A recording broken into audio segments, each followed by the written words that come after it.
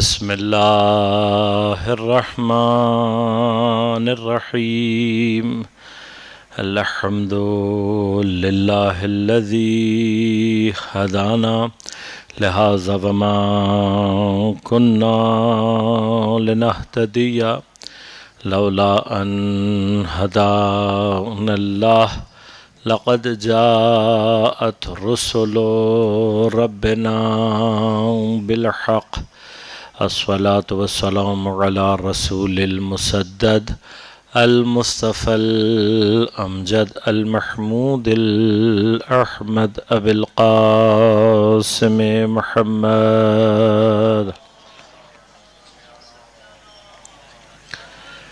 والصلاة والسلام على أهل بيته الطيبين الطاهرين المعصومين المظلومين المنتجبين المنتخبين لا سيما بقية الله في الأراضين روحي وأرواح العالمين لتراب مقدمه الفدا ولعنة الله على أعدائهم أجمعين أما بعد قال الله تعالى في كتابه الكريم بسم الله الرحمن الرحيم إنه لقرآن كريم في كتاب مكنون لا يمسه إلا المطهرون تنزيل من رب العالمين صلوات پڑھیے مرتبہ اللہم صلی علی محمد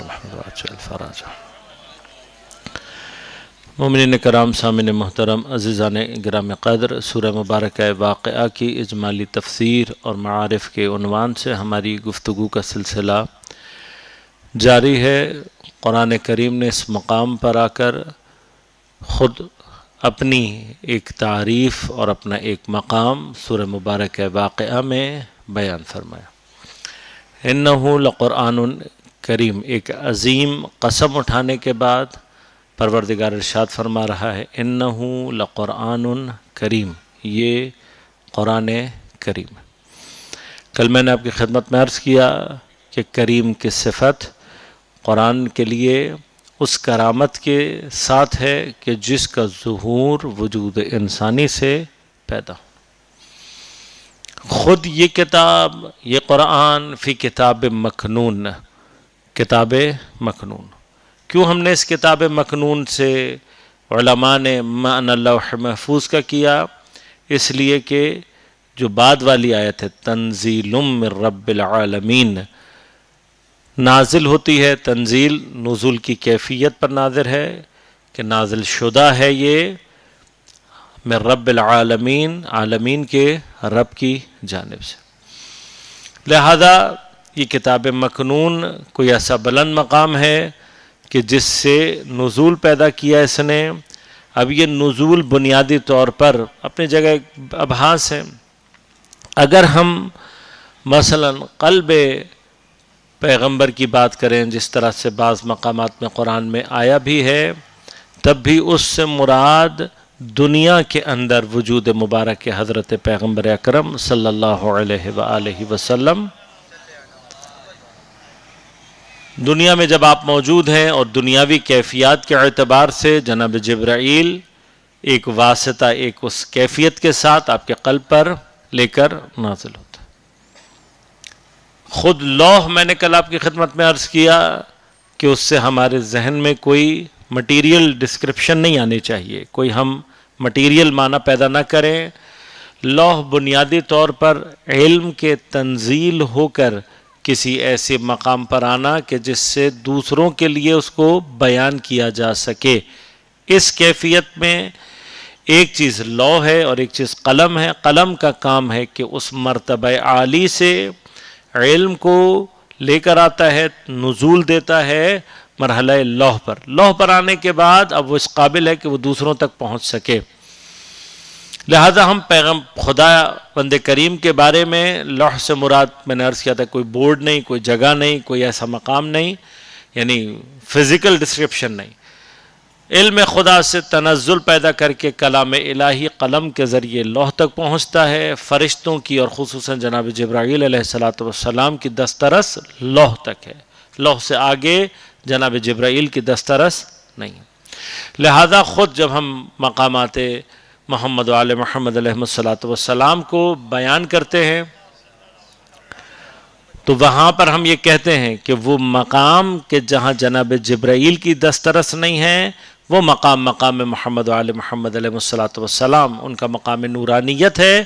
یہ وہی مقام ہے جس کو معراج میں پروردگار عالم نے اس معنی، اس کیفیت کے ساتھ ظہور دیا کہ حضرت جبرائیل ایک مقام پر ٹھہرتے ہیں، حضرت پیغمبر اس سے آگے جاتے ہیں۔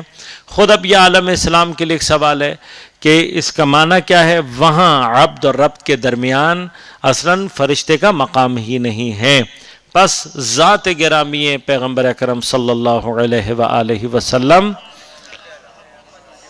جس طرح سے معراج میں اس مقام پر کسی واسطے کی محتاج نہیں ہے، ٹیکنیکلی محتاج نہیں ہے، لیکن بالآخر ایک وحی کا ارتباط، ایک کیفیت وحیانی موجود رہنا، زمین و آسمان کے درمیان میں پیغمبر کا دنیا کے اندر جو وجود جسمانی ہے، وجود بشری ہے، اس کے ساتھ فرشتے کی ایک کنیکٹیوٹی کی کیفیت، اس کو اللہ نے باقی رکھا ہے، اور جناب جبرائیل علیہ السلام کا وہ کام کہ جو وحی کی کیفیت میں ہے وہ باقی ہے۔ البتہ خود وحی کے اقسام ایک اپنی جگہ بحث ہے کہ جو انشاءاللہ کبھی موقع رہا تو آئندہ کی کسی گفتگو میں تفصیل سے عرض کریں گے، ابھی چونکہ موقع نہیں ہے نہ محل ہے۔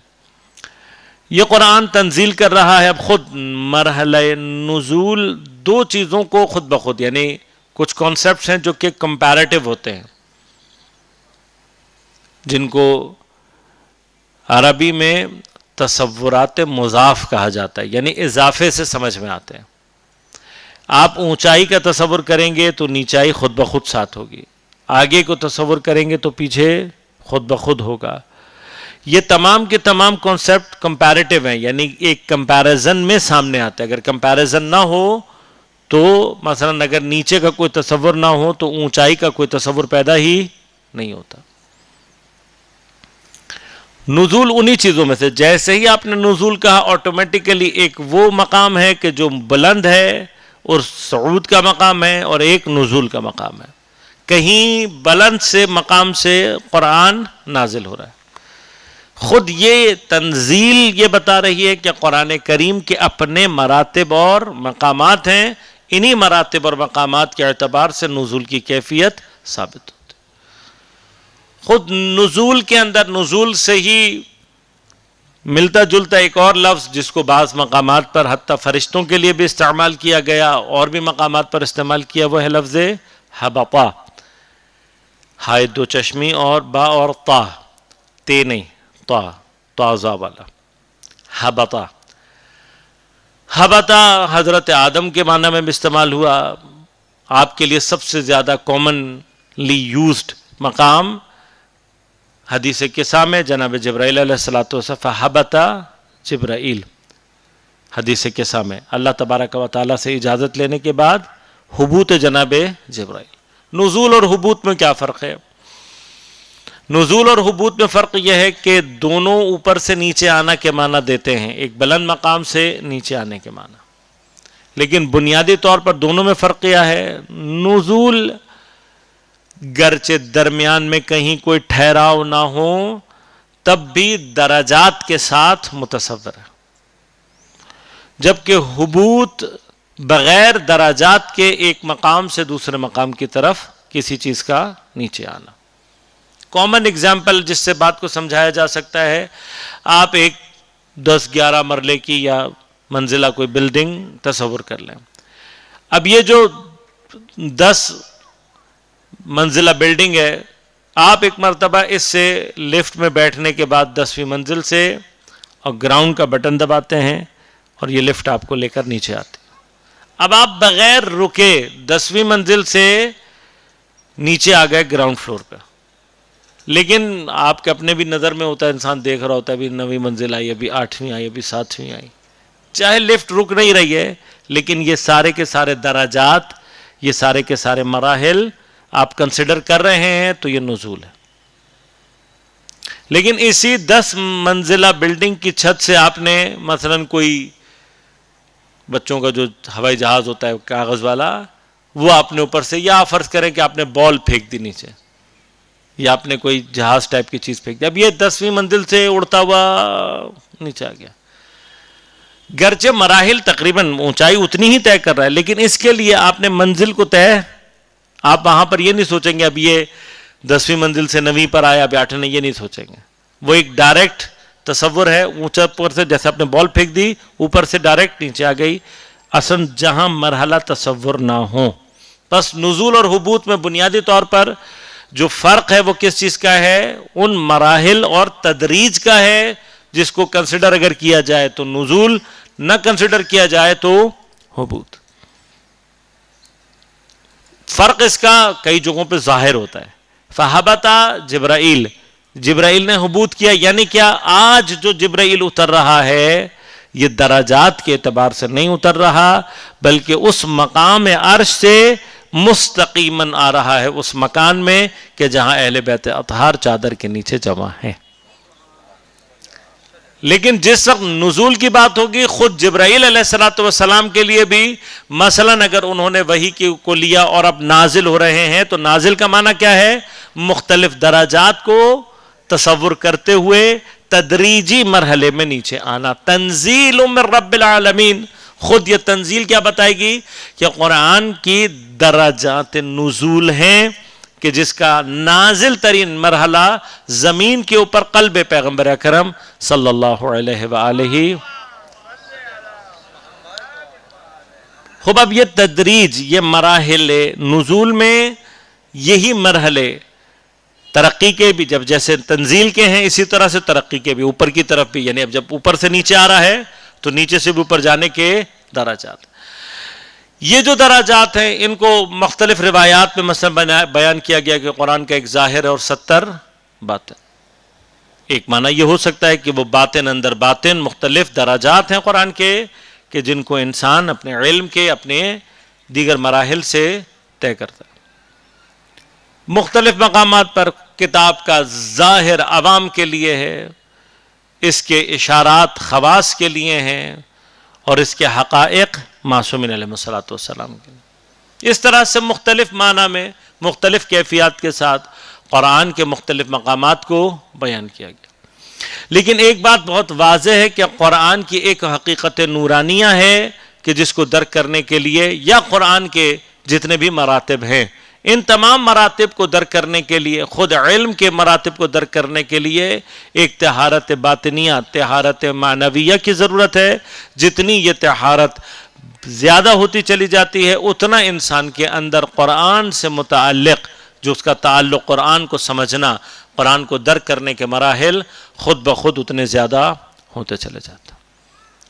لہذا خود ہمارے اور آپ کے لیے ایک مرحلہ یہ ہے، اس کو سمجھنے کی ضرورت ہے کہ قرآن اگر آپ دیکھے جائیں گے تو بہت ساری جگہوں پہ ہم سے زیادہ پڑھا جاتا ہے، ہم سے زیادہ حفظ کیا جاتا ہے، ہم سے زیادہ بظاہر ظاہری طور پہ تاکید نظر آئے گی، تلاوت کے اعتبار سے، لہن کے اعتبار سے، شاید بیان کے اعتبار سے بھی کام بھی بہت ہوا ہے. نتیجہ جو قرآن کے ظاہر سے بھی مطلب نہ نکال سکے، مگر قرآن کا ظاہر، خود ظاہر کئی مقامات پر اہل بیت اطہار کی جو فضیلت ہے اس کو واضح طور پر آشکار کرتا ہے. بہت سارے مقامات ایسے ہیں. کیوں اللہ تبارک و تعالیٰ نے نام نہیں لیے، وہ اپنی جگہ ایک بحث ہے جس کو میں کئی جگہ بیان کر چکا ہوں. لیکن اگر نام نہ بھی ہوں، قرآن کریم کا لہن، قرآن کریم کا انداز کئی مقامات پر اتنا واضح ہے کہ اگر انسان اپنی عقل کے ذرا سے بھی گوشے کو اگر کھول کر قرآن پڑھے گا تو یہ قرآن کئی مقامات پر ہاتھ پکڑ کر انسان کو اہل بیت کے دروازے پر پہنچا دیتا. آئے ولایت کو آپ دیکھیں، انما ولیکم اللہ ورسولہ والذین آمنوا الذین یقیمون الصلاۃ ویؤتون الزکاۃ وہم راکعون. پڑھنے والا ایک مرتبہ تو سوچے کہ یہ تیسرا ولی کون ہے جس کے لیے قرآن یہ کہہ رہا ہے ایمان لائے، نماز پڑھی اور حالت رکوع میں زکوٰۃ دیتے ہیں. ایک دفعہ تو سوچے نا، جس کی ولایت کو اللہ اپنے اور رسول کی ولایت کے برابر لا کر بات کر رہا ہے. ایک مرتبہ سوچیں کون ہے. تاریخ میں ایک مرتبہ تلاش تو کرنے کی کوشش کریں ولایت الہیہ کے مقابلے میں ان تمام ولایت کے جتنے بھی مراتب ہیں اس کو اگر آپ سامنے رکھتے ہیں اللہ کی، اور خود اللہ کہہ رہے کہ بس یہ 3 ہیں، تو تیسرا ولی تلاش کرنے کی ضرورت ہے یا نہیں ہے؟ دوسروں کے کلموں کے اوپر جو ہے وہ اعتراض کرنا بہت آسان بات ہے. تم علی ولی اللہ کہاں سے لائے؟ ہم سوال یہ کرتے ہیں تم نے تیسری ولایت کہاں سے نکالی، کیسے خارج کی؟ جب قرآن کہہ رہا ہے بھائی ولایتیں اللہ تعالیٰ نے ایک بعض جگہوں پہ صرف اپنی ولایت کی بات کی، بعض جگہوں پہ اپنی اور رسول کی ولایت کی بات کی. اب تیسرا پزل کا حصہ کیا ہے جہاں پر اللہ نے چوتھی کسی ولایت کا ذکر نہیں ہے پورے قرآن میں؟ تو پھر 3 ولایتیں موجود ہیں. تو ہم تو 3 ولایتوں کا اقرار کر رہے ہیں. سوال اب آپ کی طرف جاتا ہے کہ آپ کے ہاں یہ تیسری ولایت کس نے آگے پیچھے کی؟ آپ پوچھیں، جا کے سوال کریں.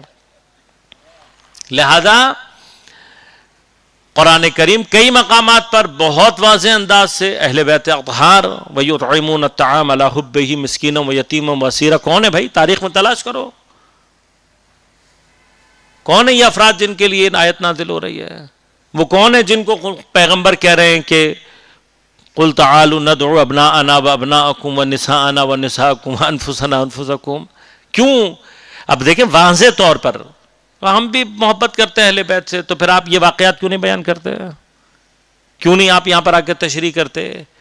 قرآن میں کسی ایک لفظ کی تشریح کرنے کے لیے 20 صفحے آپ گھسیٹ دیتے ہیں. جہاں پر اہل بیت اطہار کی فضیلت کا مرحلہ آ جائے وہاں ایسا لگتا ہے جیسے قرآن کی بلاغت ہی بھول گئے، آپ فصاحت ہی بھول گئے.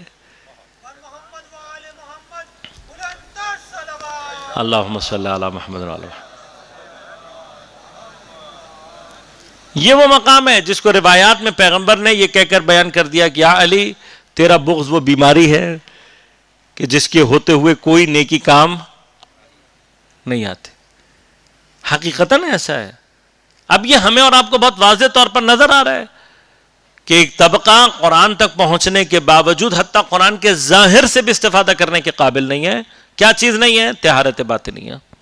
لہذا کل میں نے آپ کی خدمت میں عرض کیا تھا کہ طہارت ایک مرتبہ طہارت ظاہریہ اور پھر دوسرا مرحلہ اس کا طہارت باطنیہ. خود طہارت ظاہریہ میں بھی کچھ طہارتوں کے مرحلے وہ ہیں کہ جن کا تعلق طہارت باطنیہ سے ہے. اسلام ٹیکنیکلی طہارت ظاہریہ کا نام نہیں ہے، اسلام طہارت باطنیہ کا نام ہے. اس لیے کہ وہ اسلام جو حقیقی معنی میں کسی وجود کو پاک کرتا ہے وہ اسلام ناب محمدی ہے. صرف کلمہ پڑھنے کا نام قرآن کی اصطلاح میں کہیں پر بھی اسلام نہیں ہے. نہیں ہے. قرآن نے بہت واضح طور پر کہہ دیا ہے کہ یہ زبانوں پر جاری ہونے والا اسلام، اس کی قرآن کی اور خدا کے نزدیک کوئی اہمیت نہیں ہے. ایک فقہی مسئلے کو پیچیدہ کر کے اپنا مطلب نکال لینا، تو اس سے آپ کوئی بھی اپنے آپ کو تو دھوکہ دے سکتا ہے، قرآن اور خدا کو دھوکہ نہیں دے سکتا. آپ اپنے لیے یہ سٹینڈرڈ بنا لیں اور بنانے کے بعد آپ جتنے مرضی لوگوں کو مسلمان بنانا چاہیں. یہ غور کیجئے گا نا، وہ جو طہارت ابتدائی حاصل ہونی ہے، وہ طہارت جس نے تاثیر پیدا کرنی ہے اصل، باقی تمام طہارتوں کی تاثیر کس نے پیدا کرنی ہے؟ اسلام نے. اور اگر آپ اسلام ہی سے نہیں لے کر آئیں گے تو کیا ہوگا؟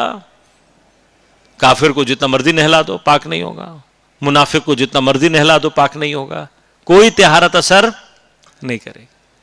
لہذا خود اب پیغمبر کیا کہتے ہیں مولا کائنات کے بارے میں کہ یا علی آپ کا حب، آپ کی محبت مومن اور منافق کی پہچان ہے. اب کون سا دنیا کا مذہب ہے جس میں منافق کو پاک حساب کیا جاتا ہو؟ مجھے نہیں معلوم. لہذا طہارت باطنیہ اس اعتبار سے اسلام کی جب تک نہیں ہے، اصلا باقی تمام طہارت، جب طہارت ہی نہیں ہے، اب کافر وضو کر کے قرآن پڑھ لے تو اس کے اوپر قرآن تاثیر گزار نہیں ہوگا. لہذا قرآن پہلے مرحلے میں طہارت اسلامیہ، دوسرے مرحلے میں طہارت میں نے عرض کیا وضوئیہ، لیکن ان کے درمیان میں کیا ہے؟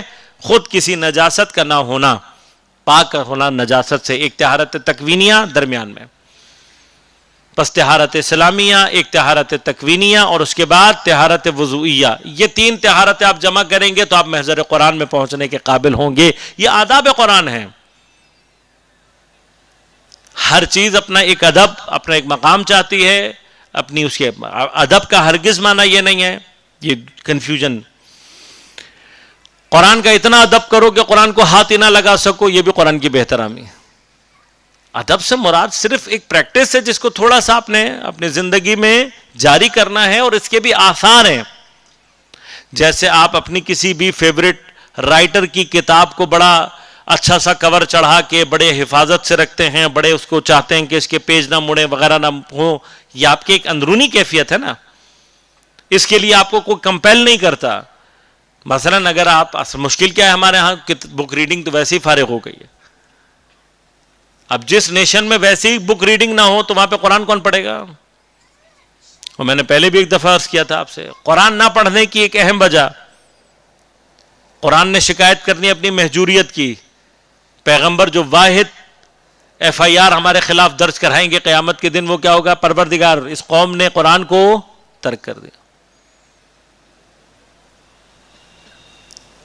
بیماری پتہ لگ جائے یا سمٹمز نظر آ جائیں تو بیماری کا پتہ لگانے کی ضرورت ہے. اگر میرے اندر قرآن سے متعلق قرآن پڑھنے کا انٹرسٹ نہیں ہے، یہ ایک بیماری ہے، یہ ایک سمٹم ہے جو کہ ظاہر ہو رہا ہے. بیماری کیا ہے؟ کیوں ہمارا قرآن سے انٹرسٹ نہیں ہے؟ کیوں ہمیں قرآن میں اتنی دلچسپی نہیں ہے؟ کیوں ہمیں نہج البلاغہ میں اتنی دلچسپی نہیں ہے؟ کیوں ہمیں احادیث کے اندر بعض اوقات اتنی دلچسپی نہیں ہے؟ ایک امپورٹنٹ وجہ کیا ہے؟ ہمارے اندر سنجیدگی کا کم ہونا ہے، سیریسنس نہیں ہے ہمارے اندر. یہ مقام ہم سب کو سمجھنے کی ضرورت ہے. اگر آپ مثلا مجھے کوئی بچوں کا کارٹون کبھی دیکھتے ہوئے اور بڑے اس کو دیکھ کر خوش ہوتے ہوئے دیکھ لیں تو اگلے دن سے آپ میرے درس میں نہیں آئیں گے. آپ کہیں گے بھئی ہم تو ان کو پڑھا لکھا کو سنجیدہ آدمی سمجھتے تھے، ان کا تو لیول، یہ تو بچکانہ حرکتیں کرتے ہیں، یہ تو بچوں جیسی حرکتیں ان کی. کیوں؟ اس لیے کہ ایک چیز، مثلا کیا کارٹون دیکھ کر ہنسنا کو حرام ہے؟ نہیں، حرام تو نہیں ہے. 3 پہیوں کی سائیکل پہ مجھے آپ چکر لگاتے ہوئے دیکھ لیں، آپ کہیں گے بھیا غلطی ہو گئی ان کے درس میں جا کر. وہ حرام ہے کیا؟ نہیں، حرام نہیں ہے. اچھا، اس میں بہت سارے سوالات کے جواب پوشیدہ ہیں جو اکثر لوگ ہم سے ویسے ہی پوچھتے رہتے ہیں. بابا حرام فقہ یاد رکھیے گا، جب کسی جگہ کو، کسی چیز کے جواز کو بیان کر رہی ہوتی ہے تو اس بیان، نہ اس جواز اور نہ اس امتناع، منع، اس کی کیفیت وہ نہیں ہوتی جو آپ نے کنسیڈر کر لیا. مثلا مثال ایک بات ہے کہ کسی بچی سے نکاح کی ایج کا کیا مسئلہ ہے. اب فقہ اس اعتبار سے اگر کوئی جائز حد بتاتا ہے جو آپ کی نظر میں بہت چھوٹی ہے، اس کا وجہ کیا ہے؟ آپ نے نکاح کو ایک ایسے ایکٹ کے ساتھ باندھا ہوا ہے کہ اس کے علاوہ آپ کی زندگی میں نکاح کا کوئی دوسرا مقصد ہی نہیں ہے. اور یہی وہ سب سے بڑی پرابلم ہوتی ہے جو ازدواجی زندگی میں پرابلمز ایجاد کرتی ہے. نکاح کا صرف ایک مقصد نہیں ہے. اللہ تعالیٰ نے نکاح کو صرف اس مقصد کے لیے نہیں رکھا. یہ کانٹریکٹ ہے جس کے بہت سارے آثار ہیں. وہ آثار کس کو کہاں ضرورت پڑ سکتی ہے، کس کو کہاں حرام سے بچا سکتی ہے، انسان کو کہاں پر حرام میں پڑنے سے روک سکتی ہے، اور کیا کیا اس کے بینیفٹس ہو سکتے ہیں، وہ اپنی جگہ ایک مفصل داستان ہے. چونکہ ہمیں یہ چیزیں سمجھ میں نہیں آتی. اب ہمارے مقابلے پر بعض اوقات میں وہ ٹاپک چھیڑنے جا رہا ہوں جو مردوں کا سب سے زیادہ پسندیدہ، عورتوں کو سب سے زیادہ اوفینڈ کرنے والا ہے، نکاح متع کا. مشکل کیا ہے؟ ہم نے وہاں پر بھی نکاح متع کو ایک صرف بڑے خاص کانسیپٹ کے ساتھ باندھا ہوا ہے. ہم یہ سمجھتے ہیں کہ اگر یہ نکاح ہو رہا ہے تو بس یہ اس کام کے لیے ہو رہا ہے، اس کے علاوہ کچھ اور نہیں ہے. ایسا کچھ نہیں. اگر ہمیں اسلام میں انسٹیٹیوشن آف نکاح یہ سمجھ میں آ جائے، اس کی اہمیت سمجھ میں آ جائے، اس کی کیفیت سمجھ میں آ جائے کہ اللہ تبارک و تعالیٰ نے اصل نکاح کو کیوں رکھا ہے اور اس سے کیا کیا پرابلم سالو ہو سکتے ہیں، تو اٹ سیلف ایک انسٹیٹیوشن ہے یہ. لہذا مزیدار بات آپ کو بتاؤں، آپ کبھی سوشیولوجی پڑھیں، عمرانیات، سماجیات. سوشیولوجی اب آپ پڑھیں گے تو آپ کو سوشیولوجی کے اندر سوشل اسٹرکچر میں میرج اٹ سیلف ایک اسٹرکچر کو ڈیفائن کیا جاتا ہے، ایک پورے سسٹم کے طور پر، سوشیولوجیکل سسٹم کے طور پر بیان کیا جاتا ہے. ہمارے ہاں نکاح، اس کا جو تصور ہے وہ کیا ہے؟ ہمارے ہاں نکاح کا جو تصور ہے وہ صرف ایک چیز، خود سوشیولوجی کہتی ہے کہ نہیں بھائی میرج ایک انسٹیٹیوشن ہے، جیسے اسکول آپ کے لیے ایک انسٹیٹیوشن ہے، فیملی ایک انسٹیٹیوشن، سوشل انسٹیٹیوشن.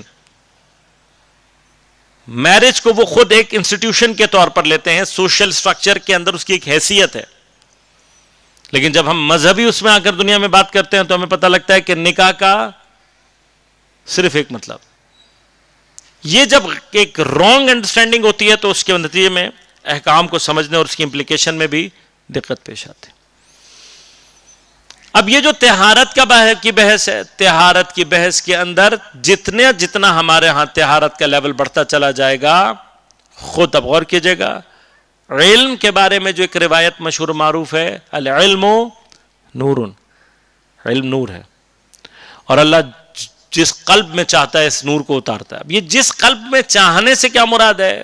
یہ اس طرح کی بہت ساری احادیث کا سم ٹائمز مطلب یہ لیا جاتا ہے بھی اللہ کی مرضی ہے اس ٹائپ کی کہ جہاں دل چاہے اللہ اتار دے گا. نہیں، ایسا نہیں ہے. خداوند کریم چونکہ عادل ہے، ظلم نہیں کرتا. صرف یہ دو باتیں بھی اگر ہم کنسیڈر کر لیں تو یہی دو باتیں کچھ سیٹس، کچھ اسپیسیفک پیرامیٹرز آٹومیٹیکلی ہمارے سامنے لے آتا ہے. علم ایک نور ہے، جس ظرف میں اللہ تبارک و تعالیٰ اس کو اتارنا چاہتا ہے اس ظرف کا پاکیزہ ہونا ضروری. یہ ظرف پاکیزہ نہیں ہوگا. آیت اللہ عابدینی غالباً دامت برکاتہ، انہوں نے درس اخلاق میں بہت زبردست بات کی. انہوں نے کہا کہ علم کا ظرف حتماً پاک ہونا چاہیے. اگر ظرف پاک نہ ہو، علم اگر ڈال بھی دیا جائے ٹھہرے گا نہیں. تو جو آؤٹ کم آتا ہے اس کے بعد وہ کیا ہوتا ہے؟ وہ علم نہیں ہوتا. اور یاد رکھیے گا کہ جس ظرف کے اندر طہارت نہیں ہے، اگر زبردستی اس کے اندر علم ٹھوس بھی دیا جائے تو اس کا آفٹر ایفیکٹ جو ظاہر ہوتا ہے وہ انسان کے اندر تکبر کی صورت میں ظہور کرتا ہے. لہذا اگر آپ کوئی عالم متکبر دیکھیں کہ جس کے انداز میں تکبر پایا جا رہا ہے، بس آرام سے اپنے لیے یہ سمجھ لیں کہ یہاں پہ ظرف خالص نہیں ہے، یہاں پہ ظرف پاک نہیں. علم کا الٹیمیٹ ایفیکٹ انسان کے اوپر حلم کی صورت میں ظہور کرتا ہے. طہارت کا الٹیمیٹ اثر جو انسان سے ظہور کرتا ہے وہ اس کے اندر حلم ہے، انکساری ہے، عز. اگر کسی عالم سے آپ کو یہ آثار نظر نہیں آ رہے تو اس کے بعد خود ہی فیصلہ کر لیں کہ وہ کیا چیز ہے. ہر جگہ انفارمیشن کا بیان ہی علم نہیں ہوتا. اب پروردگار عالم جس ظرف کے اندر جتنی پاکیزگی پیدا ہوتی چلی جاتی ہے اتنا وہ وسیع ہوتا چلا جاتا ہے. خداوند کریم اس علم کے نور کو اتنا ہی زیادہ اس قلب میں اتارتا چلا جاتا ہے. لہذا پروسیس کیا ہے؟ ہم کتنا سیکھ سکتے ہیں؟ ہمارے سیکھنے کا دائرہ، لمٹ کتنا؟ بہت مساعد حالات ہوں، آپ کتنا سیکھ لیں گے؟ ہم اپنی صحیح سے جو سیکھنے کی کوشش کرتے ہیں وہ اتنا لمیٹڈ ہے، اتنا لمیٹڈ ہے کہ آپ سوچ بھی نہیں سکتے. سائیکالوجسٹ یہ کہتے ہیں کہ انسان اپنی زندگی کے پہلے 7 سالوں میں جو کچھ سیکھتا ہے وہ اس کی زندگی کا 70% حصہ ہوتا ہے. باقی اپنی لائف میں وہ جو کچھ بھی سیکھ رہا ہوتا ہے وہ 30% ہوتا ہے. فرسٹ 7 ایئرس کے اندر جو انفارمیشن گیدر ہو چکی ہوتی ہے، جو چاہ چکی ہوتی ہے، اتنی تیزی سے آپ کا یہ سسٹم کام کر رہا ہوتا ہے کہ ہم اور اب تصور بھی نہیں کر سکتے. امام باقر علیہ السلام کی حدیث ہے، اللہم صلی اللہ علیہ وسلم، حضرت فرماتے ہیں کہ من عمل ما یعلم علم اللہ ما لم تعلم. ہر وہ شخص کے جو اس چیز پر عمل کرے جو وہ جانتا ہے، جس کا علم رکھتا ہے، تو اللہ تعالیٰ اس کو وہ بھی سکھا دیتا ہے جو ما لم تعلم، جو وہ جانتا نہیں.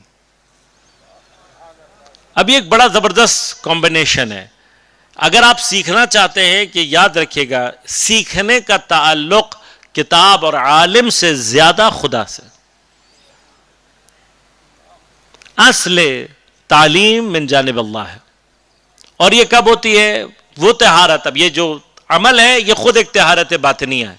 جتنا ہم اپنی سیکھی ہوئی چیزوں پر عمل کرتے ہیں بنیادی طور پر یہ ایکٹیویشن آف طہارت ہوتی ہے جو انسان کے اندر سے ظہور کرتی ہے. جتنی یہ طہارت پیدا ہوتی چلی جاتی ہے ظرف وسیع ہوتا چلا جاتا ہے, علم خود بخود آتا چلا جاتا ہے.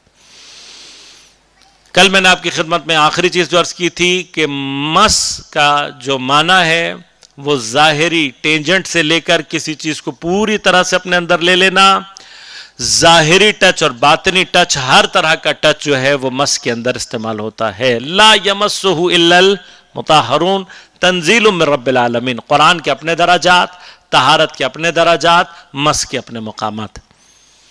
بس اب ابتدائی ترین قرآن سے وہ ٹچ کے جو انسان کو فائدہ پہنچا سکتا ہے اس کے لیے کم از کم 3 طہارتوں کی ضرورت ہے, جس کے بعد آپ جب اپنے ہاتھ قرآن کی کتابت پر لگاتے ہیں حتیٰ مصحف سے قرآن پڑھنے کا ثواب زیادہ ہے. یعنی اگر آپ کو کوئی قرآن کا مرحلہ, کوئی آیت, کوئی سورہ یاد ہے, حفظ سے پڑھنے سے زیادہ مصحف سے پڑھنے کا ثواب زیادہ ہے. اب یہ مصحف کا جو لفظ ہے یہ صرف دیکھ کر پڑھ لینا نہیں ہے, مصحف سے پڑھنے کا ثواب زیادہ ہے.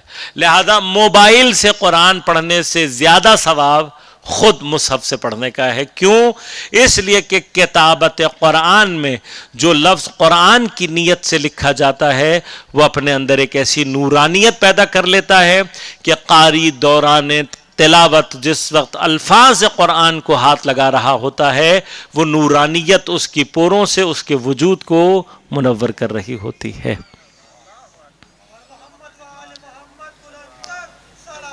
اللہم صلی اللہ علیہ. بہت قدیمی زمانے کی بات نہیں کروں گا, دور جدید, کچھ ہی سال پہلے, ہارڈلی 20-30 سال پہلے ایران میں ایک شخص تھے, عارف گزرے اپنے زمانے کے, کاظم کربلائی کے نام سے. میں زیادہ تفصیل میں نہیں جاؤں گا. کاظم کربلائی کو اپنے زمانے میں قرآن کا جیتا جاگتا معجزہ کہا جاتا تھا. میں تفصیل میں نہیں جاؤں گا, تفصیلات آپ نیٹ پہ دیکھ لیں گے تو آپ کو مل جائیں گی. لیکن جن علماء نے اس دور میں ان کو امتحان کیا, یعنی جس وقت ان کے متعلق خبریں پھیلیں تو اس زمانے میں مجتہدین جن میں غالباً آیت اللہ مراشی نجفی اعلی اللہ مقامہ بھی موجود تھے, شاید حضرت نے ہی جا کر باقاعدہ ان کو ٹیسٹ کیا. اب ٹیسٹ کرنے کے لیے انہوں نے کیا کیا, انہوں نے ایک عبارت لکھی جس عبارت میں اب دیکھیے قرآن کا واو بھی ہے, قرآن میں با بھی ہے, قرآن کے کچھ حروف ہیں. انہوں نے عبارت کو عربی میں ایسے لکھا کہ بعض جگہوں پر قرآن کے حروف اس میں استعمال ہو رہے تھے. اب آپ عربی میں بھی پڑھیں گے تب بھی آپ کو وہی لگے گا, لیکن اگر آپ سمجھ کے پڑھیں گے تو آپ کو پتہ لگے گا یہ قرآن لکھا ہوا ہے. اور انہوں نے وہ عربی عبارت لے جا کر کاظم کربلائی کے سامنے رکھی, کہا مجھے بتاؤ اس میں سے کون کون سا لفظ اور حرف قرآن کا ہے. تو کہتے ہیں کاظم کربلائی نے بغیر عبارت پڑھے, یعنی جیسے صفحہ سامنے آیا انہوں نے بغیر پڑھے کہا یہ واو قرآن کا ہے, یہ فلاں قرآن کا ہے, یہ لفظ قرآن کا ہے, یہ آیت ہے, یہ آیت ہے, یہ آیت ہے, ایک ایک کر کے انہوں نے بتا دیا. آیت اللہ مراشی نے جب بھی پریشان کہا کہ آپ پڑھنا جانتے, کہا نہیں میں بالکل واقعا بالکل کامل ان پڑھ تھے, پڑھنا ہی نہیں جانتے تھے. اب پڑھنا جو نہیں جانتا اس کے لیے عربی خود ایک زبان ہے. آپ مثلا فرض کریں اردو جانتے ہیں پڑھنا, اردو خط آپ کو آتا ہے, لیکن میں عربی عبارت لکھوں گا کہ آپ سے نہیں پڑھی جائے گی. وہ بیسیکلی تو ایرانی تھے, عرب میں نہیں تھے, اور ویسے بھی ان پڑھ آدمی تھے, پڑھ نہیں سکتے تھے. تو آیت اللہ, اور جتنی تیزی سے انہوں نے بتایا, آیت اللہ کو تعجب ہوا کہ مطلب پڑھنے کے بعد فرض کریں کوئی تأمل کر کے بتایا تو سمجھ میں آتا ہے کہ چلو اس نے کوئی غور کیا ہوگا. یہ تو میں نے صفحہ کھولا اور اس نے ٹک ٹک کر کے مجھے بتا دیا کہ یہ ساری جگہیں قرآن ہے. تو انہوں نے پوچھا کہ تمہیں کیسے پتہ لگا؟ انہوں نے کہا جی دیکھیں میں پڑھنا تو جانتا نہیں ہوں, جہاں جہاں قرآن کی نیت سے لفظ لکھا ہوا ہے وہاں سے ایک نور نکل رہا ہے, تو مجھے پتا ہے کہ یہ جگہ قرآن ہے. اور جو میں نہیں جانتا وہ سوائے ایک سیاہ دبوں کے میرے سامنے اور کچھ بھی نہیں ہے, میں نہیں جانتا یہ کیا لکھا ہوا ہے. اللہ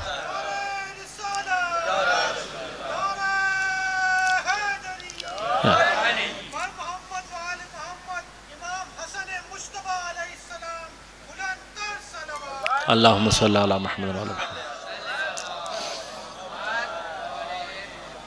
خدا کاظم کربلائی کی روح کے دراجات کو بلند کرے اور ہمارے اور قرآن کے درمیان خدا ان کو وسیلہ بنائے کہ ہمیں بھی کوئی توفیق حاصل ہو جائے قرآن سے انس پیدا کرنے کی. لیکن سوال اب میں صرف ایک چھوٹا سا ہی کروں گا کہ قرآن اگر اللہ کسی ان پڑھ کے قلب پر ڈال دے، کسی کے اوپر اللہ یہ کرامت کر دے کہ اس کو قرآن کا نور اس طریقے سے آ جائے، تو وہ قرآن پڑھنا اور سمجھنا جان جاتا ہے جس کے قلب پر پورا قرآن حقیقت نورانیہ کی صورت میں نازل ہوا ہوگا. کیا وہ پڑھنا لکھنا نہیں جانتا ہوگا؟ واقعاً تعجب ہوتا ہے بعض اوقات بعض لوگوں کی عقلوں اور ان کی باتوں کو سن کر. عزیزان من، اب یہ تمام مقامات یہ سمجھاتے ہیں کہ قرآن کی اپنی ایک نور ہے، لہٰذا مصحف سے قرآن پڑھنا، لہٰذا خود ہے. اب بعض لوگوں کو یہ اعتراض ہوتا ہے جی قرآن کی ہوا لگانے سے کیا ہوتا ہے؟ ٹھیک ہے، قرآن ان مقصدوں کے لیے نہیں ہے. قرآن کا مقصد یہ نہیں ہے کہ آپ مریض کو قرآن کی ہوا لگائیں یا کچھ کریں، لیکن قرآن کے لفظ کے اندر تاثیر ہے، نورانیت ہے، اور اس نورانیت کو جب آپ مصحف سے ایک تمام سے ایک اٹیچمنٹ پیدا کرتے ہیں، اس کے ساتھ ایک کانٹیکٹ پیدا کرتے ہیں، تو وہ نورانیت انسان کے اندر منتقل ہوتی ہے. لہذا آپ ان تمام آداب کے ساتھ جب انسان وارد ہوتا ہے، پس قرآن کے ظاہری لفظ کو ٹچ کرنے کے لیے 3 طہارتیں درکار ہیں تاکہ وہ نورانیت، اب ان 3 طہارتوں میں سے کوئی ایک بھی نہیں ہوگی تو حتیٰ وہ ظاہری نورانیت جو لفظ میں موجود ہے وہ بھی انسان تک نہیں پہنچتی.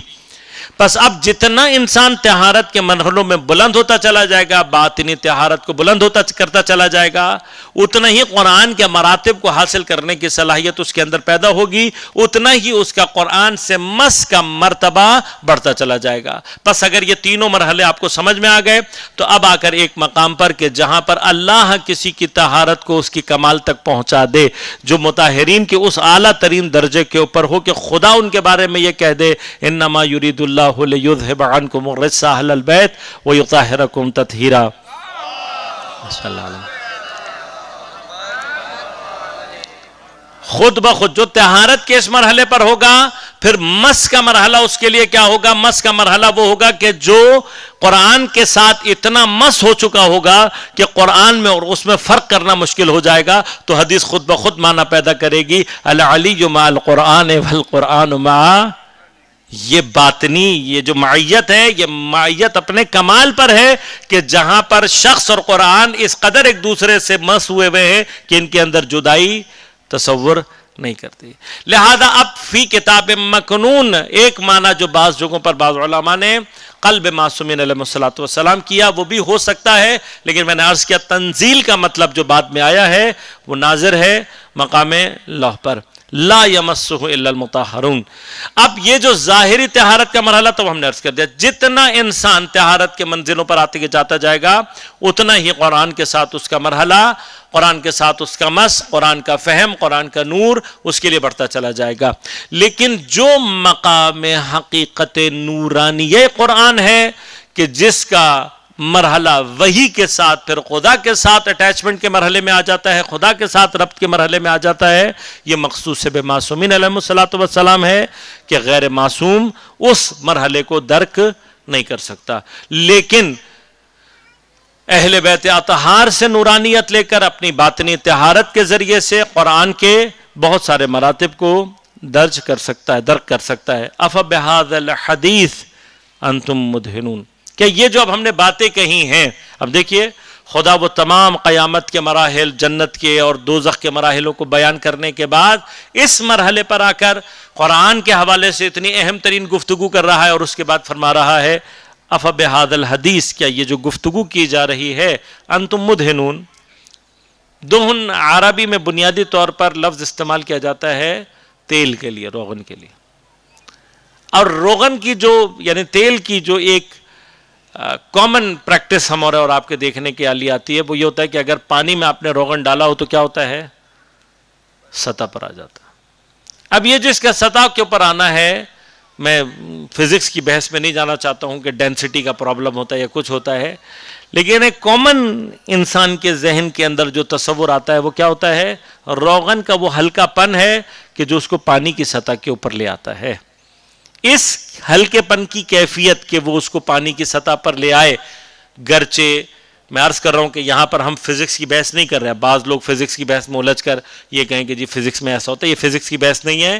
یہاں پر جو لفظ میں یعنی لٹریچر نے جو معنی لیا ہے وہ ایک ظاہری کیفیت کو سامنے رکھ کے کہ وہ جو ایک ہلکا پن, کیونکہ ہم عام طور پر یہ تجربہ کرتے ہیں کہ جو ہلکی چیزیں ہیں وہ پانی میں اوپر آ جاتی ہیں, لہذا اس ہلکے پن کی کیفیت کو بعض جگہوں پر مدہنون دہن سے مراد لی جاتی ہے کسی کی ہلکے پن کی کیفیت کو اظہار کرنے کے لیے. افبہذا الحدیث انتم مدہنون, کیا یہ جو حدیث, یہ جو باتیں ہم نے بیان کی ہیں, یہ جو گفتگو ہم نے کی ہے, اب اس سے تم ہلکا لیتے ہو؟ اب یہ خود دیکھیں قرآن اس مقام پر آ کر تمام صاحبان عقل کو ایک متوجہ, یعنی ایک یہ شوق والی بات ہوتی ہے. یہ ساری گفتگو کرنے کے بعد پھر قرآن سے متعلق بالکل, اب دیکھیں جہاں یہ حدیث یہ بات آئی ہے اس کے بالکل نیر جو گفتگو ہے, کم از کم آپ اس کے اوپر کنسنٹریٹ کر لیں, سوچ لیں کہ خدا کیا کہہ رہا ہے کہ لا یمسہ الا المطہرون, اور پھر قرآن سے تطہیر اور طہارت کے معنی کو فرق کریں. آپ کو خود پتہ لگ جائے گا کہ قرآن میں وہ مطہرون کون ہیں کہ جو قرآن کے حقیقی مس کرنے والے یا قرآن سے حقیقی ارتباط پیدا کرنے والے ہیں. وَتَجْعَلُونَ رِزْقَكُمْ أَنَّكُمْ تُكَذِّبُونَ, اور وہ جو رزق تمہیں دیا گیا انکم تکذبون, یہاں پر ایک روایت بھی بیان کی جاتی ہے شان نزول کے اعتبار سے کہ پیغمبر اکرم صلی اللہ علیہ وآلہ وسلم کسی سفر کے دوران اصحاب کے ساتھ صحرا سے گزر رہے ہیں, پانی ختم ہو گیا اور پیاس کی شدت سے لوگ تقریباً ہلاکت کے نزدیک پہنچے, اور انہوں نے پیغمبر سے کہا کہ آپ دعا فرمائیں.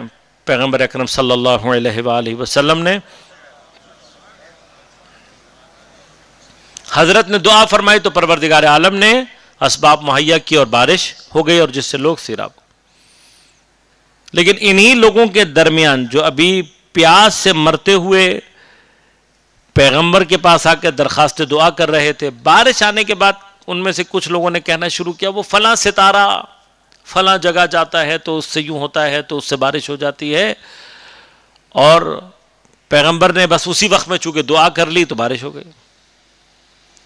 اب یہ روایات شیعہ سنی دونوں منابع میں ذکر ہوئی ہیں, کوئی لوگ جا کے یہی پڑھ لیں تو پتہ لگ جائے گا کہ پیغمبر کے اطراف میں کس قسم کے لوگ پائے جاتے تھے. ایک کنیکشن جو ان دونوں چیزوں کا میں سوچ رہا تھا مجھے سمجھ میں آیا, پیچھے بھی اللہ تعالیٰ نے مواقع النجوم کی قسم کھائی ہے, اور وہاں پر اکثر مفسرین نے, حتی اہل سنت کے بھی بعض مفسرین نے یہ معنی کیا ہے کہ جو لوگ یہ سمجھتے ہیں کہ ستاروں کے چال میں اور ان کے آگے پیچھے جانے میں یا اس کا کوئی اثر انسانی زندگی پر اس طریقے سے ہے, یہ سوائے خرافات کی کچھ بھی نہیں. شاید ایک لنک اس قسم اٹھانے کا اور اس مقام سے ایک ہو, لیکن اگر ہم قرآن کے ظاہری معنی کی طرف دیکھیں, وَتَجْعَلُونَ رِزْقَكُمْ, جو تمہارا رزق ہے, اِنَّكُمْ تُكَذِّبُونَ, وہ رزق جو قرار دیا جاتا ہے, دیا گیا, اس کو کیا کیا تم نے, اس کو جھٹلایا. یہ کامن پریکٹس ہے ہماری. عام طور پر ہمارے ہاں کسی بھی چیز کے لیے صرف یہی کانسیپٹ جنریٹ کر لینا کہ یہ میری محنت سے آیا ہے, یہ میں نے کیا ہے, میں نے یوں کیا, میں نے ایسے کیا, میں نے محنت کی, میں نے فلاں کیا تو یہ ملا, یہ خود تکذیب ہے خدا کے رازق ہونے کی. الٹیمیٹ کاز رزق کے پہنچانے کی پروردگار عالم کی ذات ہے. اب یہ جو جھوٹلانا ہے یہ کہاں تک کہتے ہو, فَلَوْلَا إِذَا بَلَغَتِ الْحُلْقُومَ, بلغت الحلقوم, روح کے بارے میں بات کی گئی ہے انسان کی. اب یہ تھوڑا سا یہاں پر ایک بحث ہے, کوشش کروں گا کہ اگر ہو سکا تو کل زیادہ تفصیل سے بیان کر دوں. روح کے بارے میں جب یہ بات کی جاتی ہے تو بنیادی طور پر انسان کے کامن تجربے میں یہ بات آئی ہے کہ جب انسان پہ نزع کا وقت آتا ہے تو جو اس کی باڈی میں آثار مرگ ظاہر ہونا شروع ہوتے ہیں, ان کی تاثیر جو ہے وہ پیروں سے شروع ہوتی ہے کہ انسان پیروں میں اس کی جان ختم ہوتی ہے, اور پھر آہستہ آہستہ سر کی جانب جاتی ہے, اور آخری حد جو ہے وہ حلقوم. اس سے عام طور پر جو معنی لیا گیا وہ یہ کہ شاید بدن کے اندر روح کہیں ہوتی ہے اور وہ منہ سے کہیں نکلتی ہے, تو جب وہ نکل رہی ہوتی ہے تو جہاں جہاں سے روح نکلتی جا رہی ہوتی ہے وہاں وہاں. لیکن عین ممکن ہے کہ چونکہ روح خود ایک غیر مادی شے ہے اور اس کی جو بدن کے ساتھ کنیکٹیوٹی ہے وہ اندر اور باہر کے معنوں میں نہیں ہے، کیونکہ جیسے ہی ہم نان مٹیریل شے کی بات کرتے ہیں تو نان مٹیریل چیزوں کے لیے اندر اور باہر کا معنی ختم ہو جاتا ہے، وہاں اندر اور باہر معنی ہی نہیں رکھتا. لہذا روح کی کیفیت ہمارے بدن کے ساتھ ایک اٹیچمنٹ کی کیفیت ہے. کیسے connectivity we don't know exactly, but ایسے نہیں ہے کہ ہمارے اندر. ہاں البتہ ہمارے برین فنکشننگ کا ایک مرحلہ ہے، اور برین سے جو نیورونز نکل رہے ہیں اور نرو سیلز جا رہے ہیں اور وہ ہمارے مختلف باڈی پارٹس تک ہیں. برین ایکٹیویٹی اگر روح کے نکلتے وقت کم ہونا شروع ہوتی ہے تو اس کے الٹیمیٹ ایفیکٹس یہی ہو سکتے ہیں کہ سب سے پہلے پیروں اور پھر اوپر کی طرف جو سلسلہ ہے برین کی ایکٹیویٹی کا وہ کمزور ہوتا جائے. اور لازم ہے برین سے چونکہ سب سے نزدیک حلق ہوتا ہے تو آخری پوائنٹ کے جہاں پر محسوس ہو سکتا ہے کہ جان یہاں تک ہے وہ یہ پوائنٹ. تو بس کوریلیشن اس طریقے سے کی جا سکتی ہے، لیکن اسی چیز کو قرآن نے اس انداز سے اذا بلغت الحلقوم، یہ جو تمہارا جھوٹ بولنا ہے یہ یہاں تک ہے. کیوں؟ اس کے بعد جھوٹ نہیں بول سکتے؟ نہیں، یہ وہ جگہ ہے کہ جب انسان کے اوپر حتی یاتین الیقین، قرآن نے 2 مقامات جہاں پر یقین کا لفظ استعمال کیا ہے موت کے لیے، اور یہ بات روایات سے بھی ثابت ہے.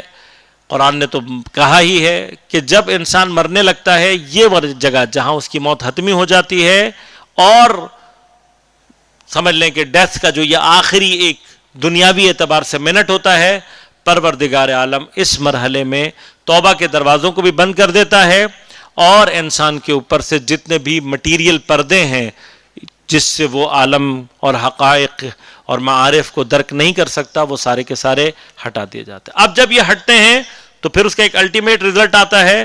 وہ کیا ہوتا ہے؟ ایک کیفیت یقین ہے. ہر وہ چیز جس کو جھٹلایا جا رہا ہوتا ہے وہ سامنے آ جاتی ہے. وَأَنْتُمْ حِينَئِذٍ تَنْظُرُونَ، یہاں پر باقاعدہ نظر کا لفظ، میں شاید اس سے پہلے بھی ایک بھی بحث آپ کی خدمت میں پیش کر چکا ہوں، ابھی بھی اس کا بڑا زبردست لنک ہے ان 2 آیتوں کا. حِينَئِذٍ، تم اس وقت، ان جو خاص وہ وقت ہوگا جب تمہارے حلقوم تک تمہاری روح پہنچ گئی ہوگی، you are just going to die, منزل یقین حاصل ہوگی. انتم تنظرون، تم دیکھنے والے ہوگے. یعنی کیا؟ یہ پردہ جب ہٹتا ہے تو حتیٰ انسان اپنے فزیکل آنکھ سے وہ چیزیں دیکھ رہا ہوتا ہے کہ جو اس کو عام طور پر دکھائی نہیں دیتی. لہذا وہ جو چشم برزخی کی ایک بحث ہے، اگر انسان طہارت کے اعلیٰ ترین مراتب کو درک کرے تو حتیٰ انسان کی فزیکل آئی کے تھرو بھی وہ چیزیں دیکھ سکتا ہے کہ جو ہماری گناہوں کے، ہمارے لذات اور شہوات کے حجابات ہمیں دیکھنے نہیں دیتے. ایک مرحلہ ان حجابات کو ہٹانے کا انسان کے اندر طہارت باطنی یا تقوی کے مراتب ہیں کہ اگر انسان ان تقوی کے مراتب کو حاصل کر کے طہارت حاصل کرے تو وہ ان حقائق اور معارف کو دیکھ سکتا ہے. نہ دیکھ پائے تو اس کے لیے پھر راستہ موت کا ہے، اور موت کے ذریعے سے اللہ تبارک و تعالی مرنے سے پہلے ایک مرتبہ وہ تمام حقائق انسان کو دکھائے گا. یہاں پہ تنظرون کا لفظ اس لیے استعمال کیا ہے کہ پریکٹیکلی انسان مرنے سے پہلے گویا اپنی انہی آنکھوں سے تمام حقائق عالم کو دیکھ رہا ہوتا ہے. یہاں پہ باقاعدہ نظر کا لفظ اللہ نے استعمال کیا. وَنَحْنُ أَقْرَبُ إِلَيْهِ مِنْكُمْ، اور اس مرحلے پہ پھر یاد رکھنا کہ ہم، روح تم سے جدا ہو رہی ہے. شہرک کو اللہ نے جگہ فرمایا نحن اقرب الیہ من حبل الورید، یہ حبل الورید یہی حلقوم کی جگہ ہے. اب یہ جگہ زبردست ہے، اگر انسان سمجھنا چاہے کہ وہ قربت جو پروردگار کی ہے وہ قربت روحانیہ ہے. ہماری روح کے ذریعے سے قربت کا معنی زیادہ سمجھ میں آتا ہے بجائے اس کے کہ ہم فزیکل اعتبار سے خدا کی قربت کے معنی کو انڈرسٹینڈ کرنے کی کوشش کریں. جب تمہاری روح نکل رہی ہوگی تمہارے حلقوم سے، وَنَحْنُ أَقْرَبُ إِلَيْهِ مِنْكُمْ، اس وقت بھی ہم اس سے زیادہ تمہارے نزدیک ہوں گے. وَلَكِنْ لَا تُبْصِرُونَ، لیکن اس وقت بھی تم صاحبان بصارت نہیں ہوگے، صاحبان بصیرت نہیں ہوگے. لہذا یاد رکھیے گا خدا سے متعلق جتنے بھی مراتب ہیں ان میں نظر کبھی بھی کام نہیں کر سکتی. خدا سے متعلق جتنے بھی اس کو، یعنی اگر آپ دیکھنے کی بات کریں یا درک کرنے کی بات کریں، وہ تمام کے تمام مراتب بصیرت ہیں.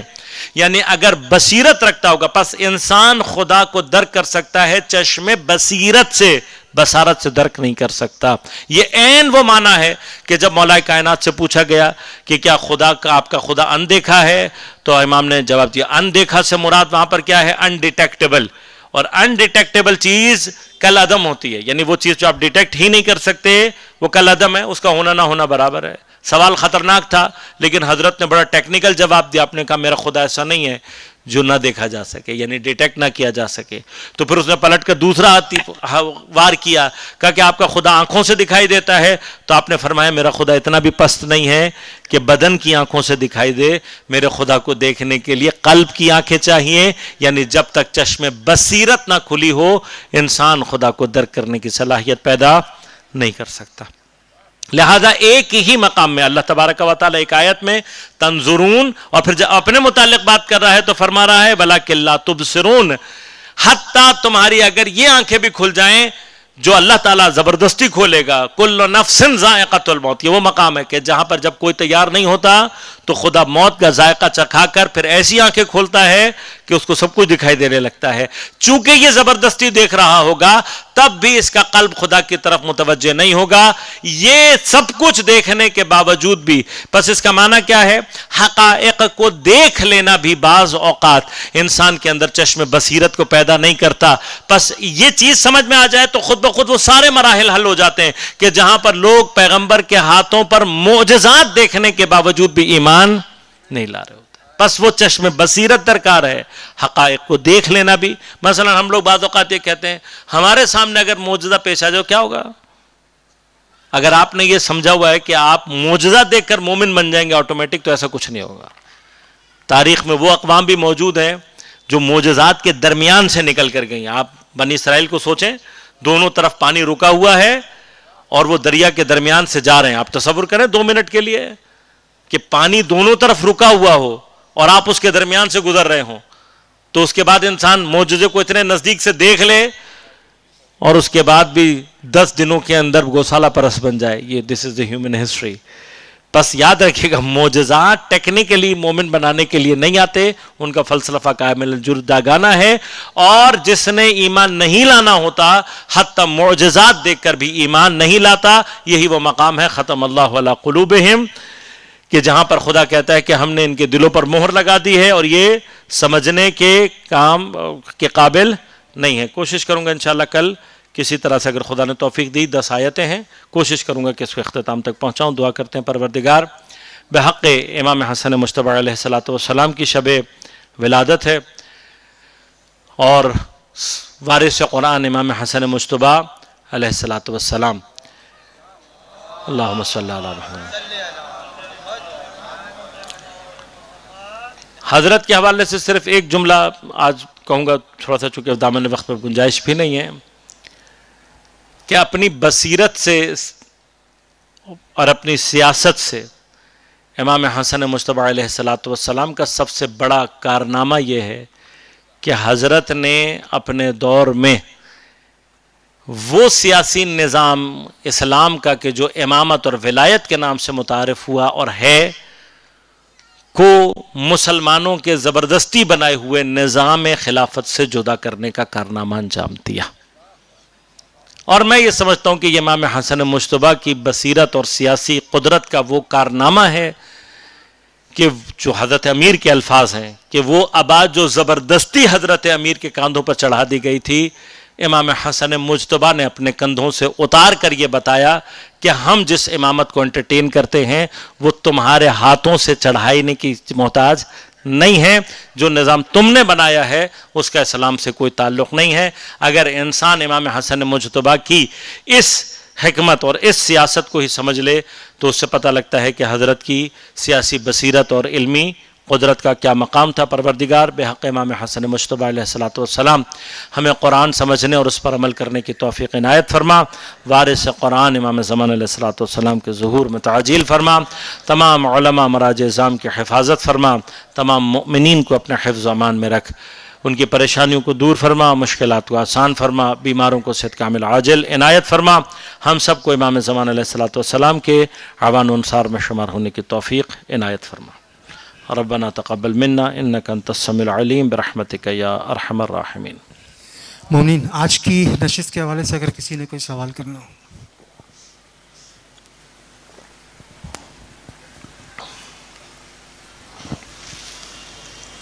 السلام علیکم. علیکم السلام ورحمۃ اللہ. اعوذ باللہ من الشیطان الرجیم، بسم اللہ الرحمن الرحیم.